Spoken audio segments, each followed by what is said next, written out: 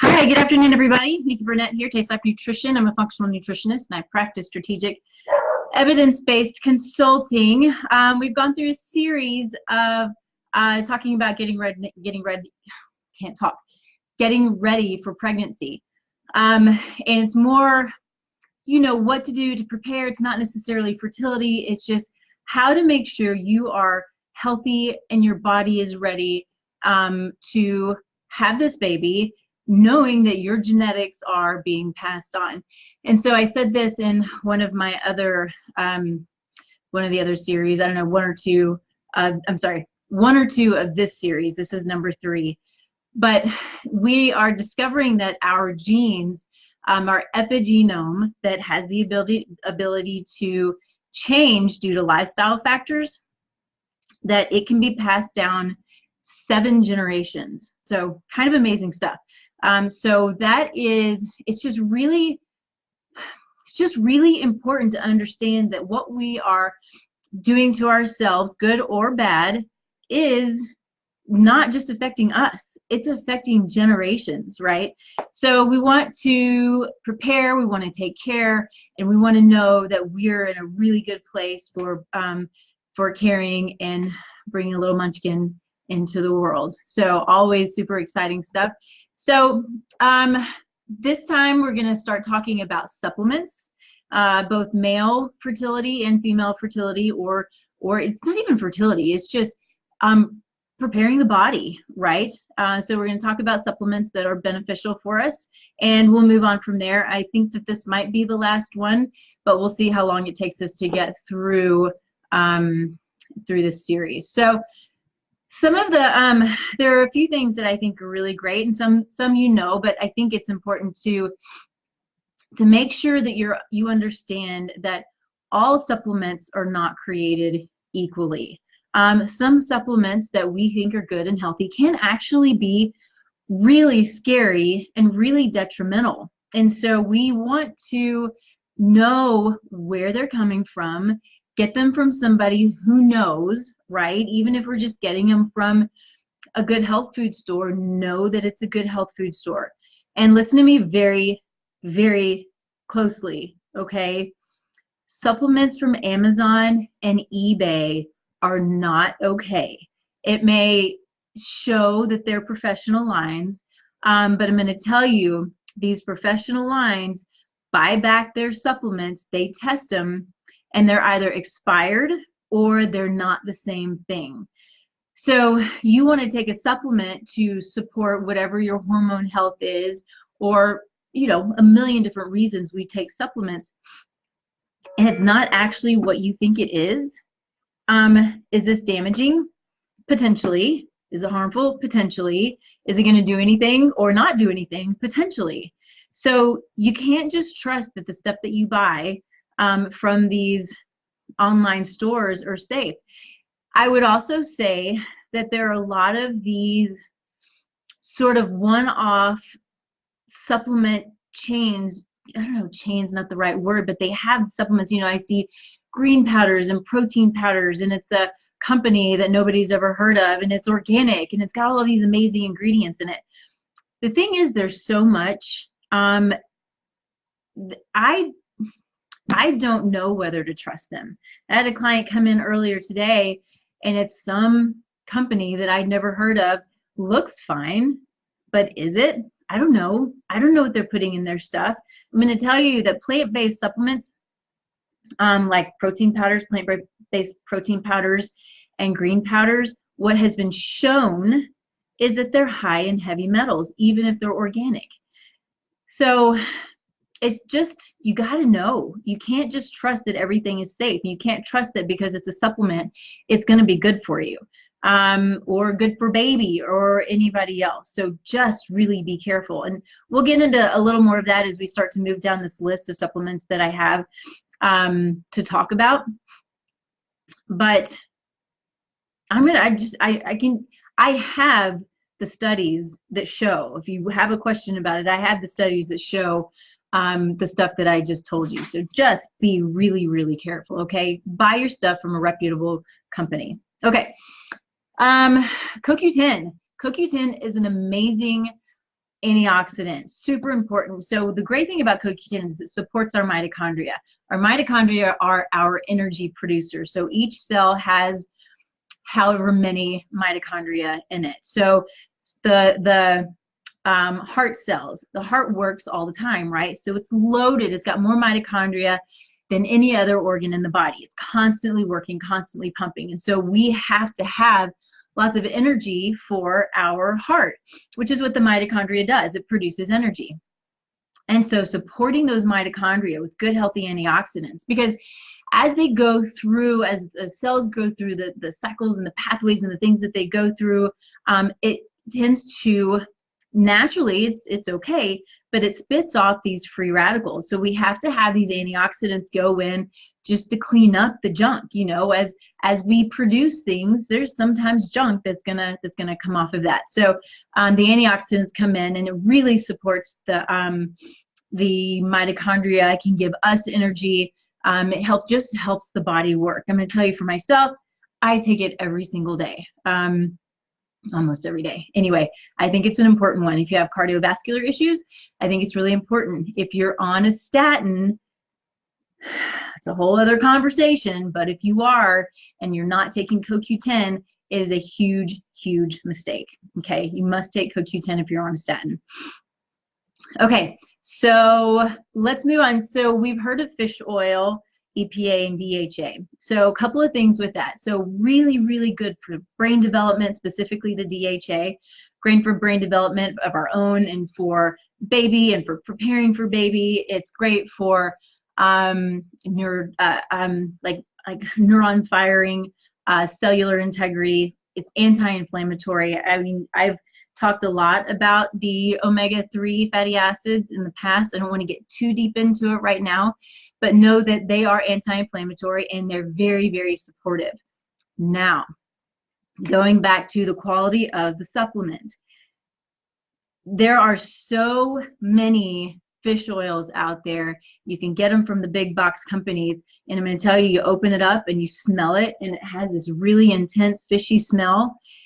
It is no longer anti-inflammatory because it's now become carcinogenic. It is it's been oxidized, and it is not a good thing. A good thing. So it's one of those things where you really want to. There are a few things that you need to spend money on when it comes to supplements to know that they're really good. There's one that I use. It's 3 times more absorbable than any on the market. So on the front end, it's a little more expensive, but you're going to use a lot less of it in the back end. So I use it for me, use it for my husband, I use it for my dogs. I pretty much use it for everyone. So that's a really good one. I trust the company. I trust everything about them. You cannot get their supplements online unless you're getting it through a practitioner. So these are the types of supplements that I use because I know the companies, I trust the companies, and I know they can't be sold on Amazon because they'll shut them down. So EPA, DHA, really important to have a good quality. Same with CoQ10. You have to have a good quality CoQ10, and you're going to spend a little bit of money on it, okay?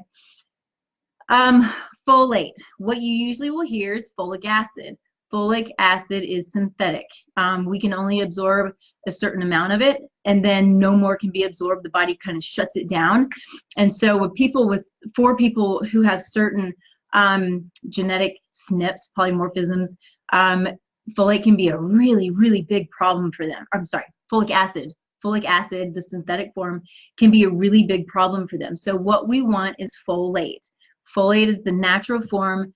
There's methylfolate, okay? And so that's what we want to look for is methylfolate. There's also folinic acid. That's fine as well, have different uses, but don't take folic acid, okay? Just stay away from anything with folic acid. I'm going to tell you that if you go to the store, or even, you know, some of the supplements that I use, I won't use it if it's got folic acid in it, but some of the companies still use folic acid. And they're behind the times because we know now that it can create a problem. So folate is what you want, all right? And then a prenatal. If you're wanting to get pregnant, take a prenatal. I think that's a great idea. There's some really good ones out there. There's one that I like that actually is a protein powder that's got the prenatal in it. It is specifically for people who are pregnant, trying to get pregnant. It's a great multi, or it can be a great multi. So, but you want to look at the ingredients. You want to know what you're getting. Always know what you're putting into your body. If you don't know, ask the question. Ask somebody who knows. This is why I do what I do, because I'm always asking the question and I want to be able to share. Okay. All right. So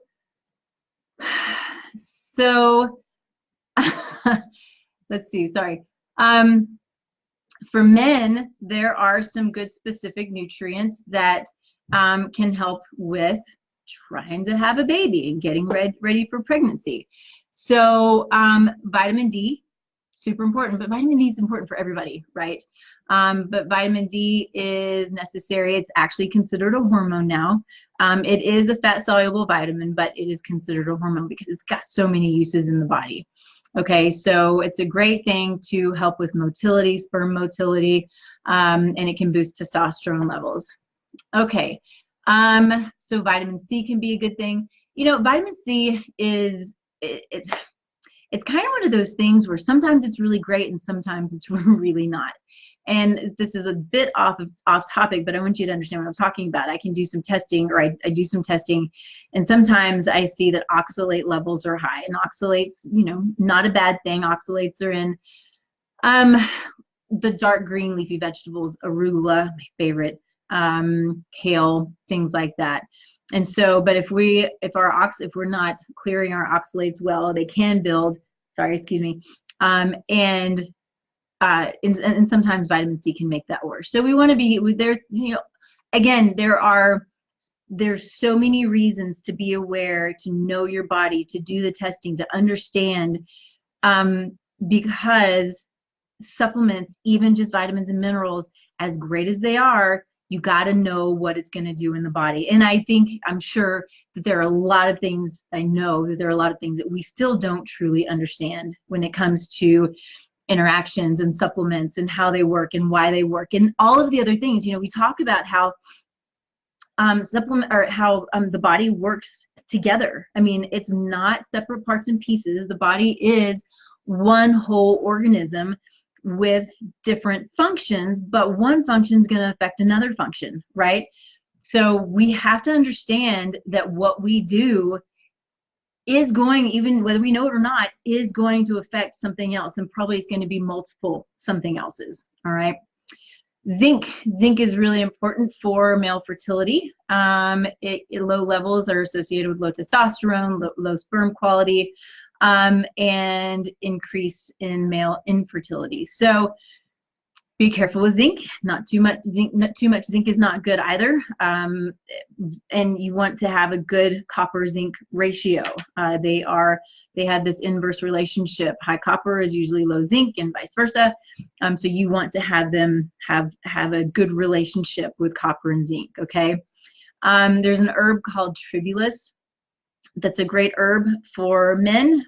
Can help with fertility as well as low sperm counts. Okay. There's also one, it's called maca, and it can be good for men or women. It also, I think I talked about this maybe somewhere else, but it can really mess with hormones in a good way or in a bad way. So if you're doing too much maca, which is I've done, it can, because it's yummy, like it's a powder, and you can put it in coffee and you can make things with it and put it in smoothies. It's like a kind of a little chocolatey, nutty, yummy flavor. It's really good, but you don't want to do it every day, or you want to do very small amounts every day, because it will increase testosterone levels. It will also increase estrogen levels. So another reason to know where your hormones sit. Okay. All right. So boosting blood flow. So, you know, there are techniques that you can do to boost blood flow. It's going to be hydration, yoga, massage therapy, acupuncture. Anybody who's trying to get pregnant, acupuncture is a great thing to do. It just makes sense. I'll tell you that my acupuncturist, who's a close friend of mine, she actually will do the acupuncture and have you sit and meditate in the room by yourself for a period of time. So you go in, you have acupuncture, which is amazing in and of itself, but then it's kind of a forced meditation. I mean, that's the way it should be. It's a great thing, and that gives you the ability to calm, to clear the mind, and put you in a space that you need to be in to keep the body healthy. Meditation it will change biochemistry. It will bring down stress. Okay, we have to bring down stress to be in a good, healthy place to have a baby. Yoga poses for increasing blood flow. Lotus pose, child's pose. I love child's pose. Reclining hero, and seated forward bend. Okay. Okay. So figuring out when you ovulate. Now, what's interesting to me is we can do these hormone tests, and we can look and we can see if you're ovulating and when you're ovulating.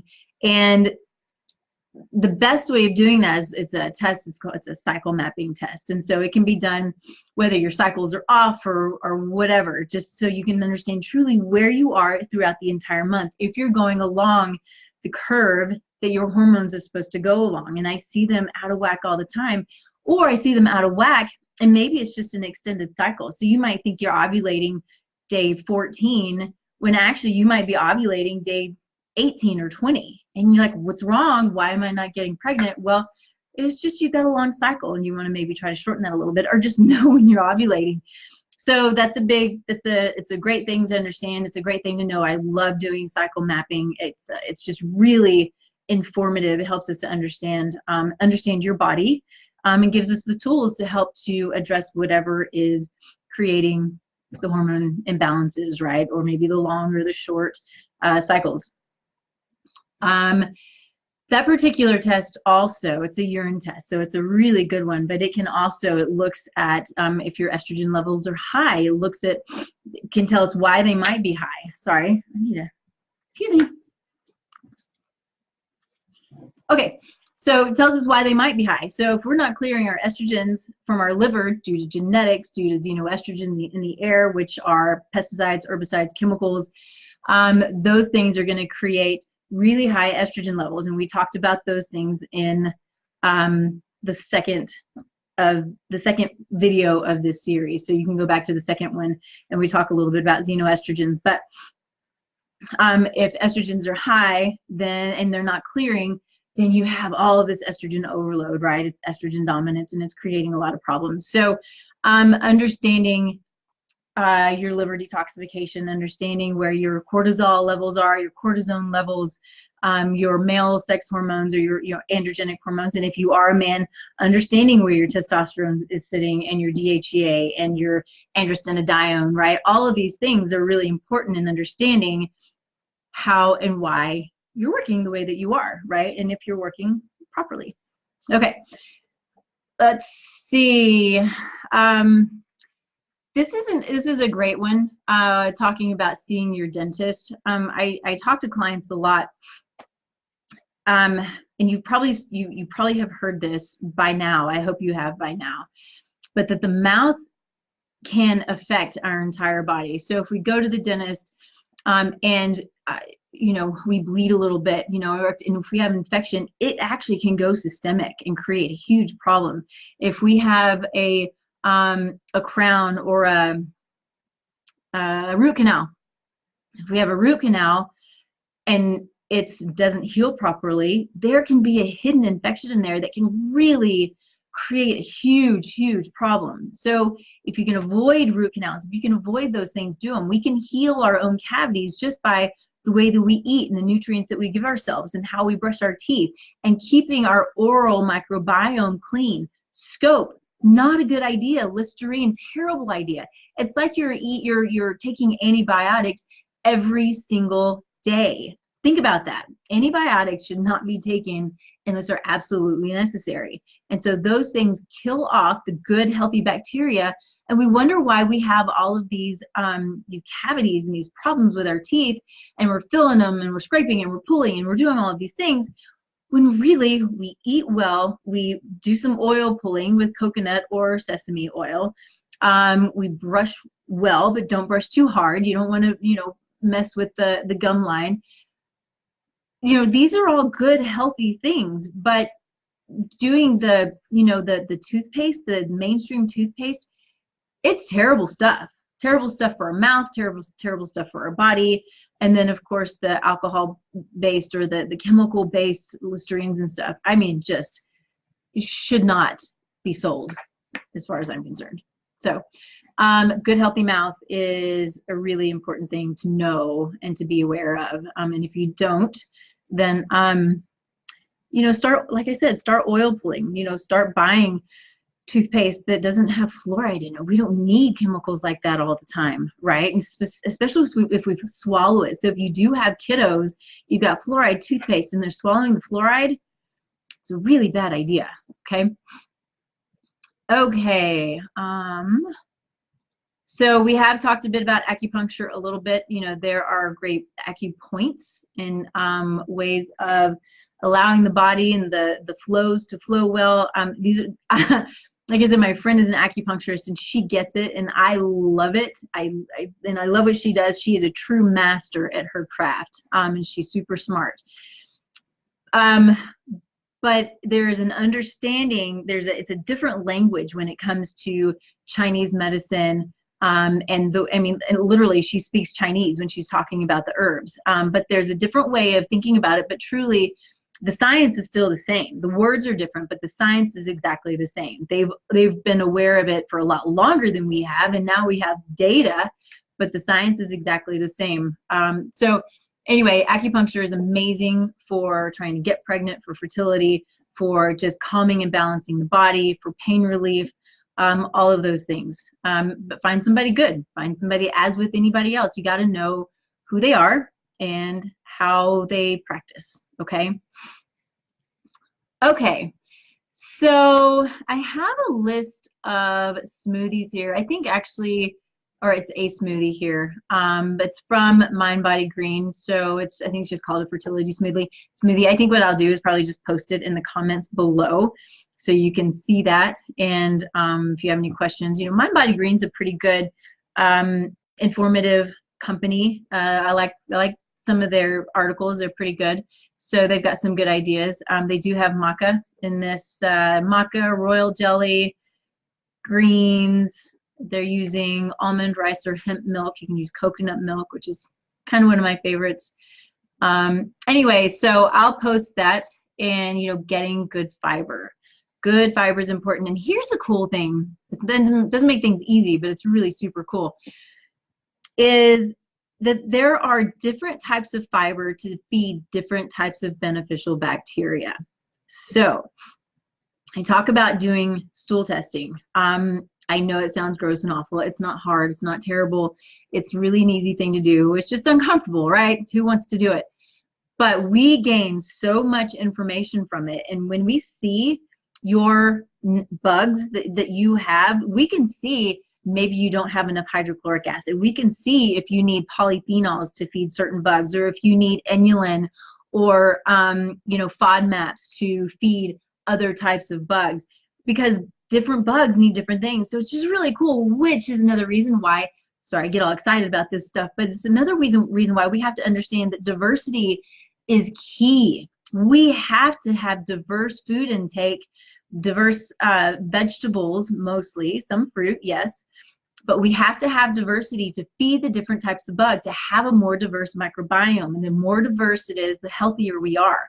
So remember that. Think about all of the different types of vegetables. Root vegetables are amazing for feeding our gut bacteria. Cranberries and